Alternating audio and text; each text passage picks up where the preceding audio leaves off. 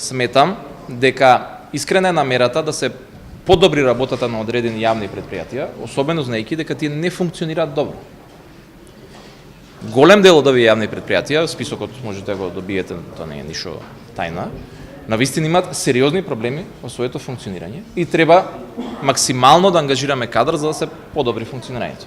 Сепак, Министерството на информатичко општество и администрација е во фаза, во процес сега на изготвување на хоризонтална функционална анализа и изготвување на нов закон за висока раководна служба, со кој што сите овие различности во различни институции ќе се унифицираат и ќе се заведе ред. Таа анализа ќе покаже дали и ова е добар предлог или не и нормално се понатака ќе мора да се стави согласно предлозите на хоризонталната функционална анализа и законот за висока раководна служба, кој што ги правиме заедно со Европската унија и со Сигма. Кои се тие предпријатија што не функционираат добро? Видете се, јас ниту сум министар за финансии да ме прашуват, веројатно има, во финансии ги имаат тие.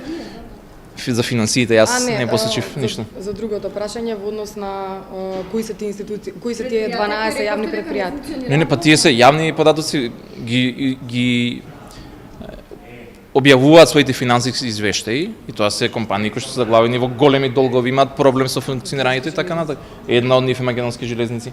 Значи, мораме да регрутираме максимално што може луѓе за да се извадат овие компании од таа состојба. Еден од предлозите беше овој од начините.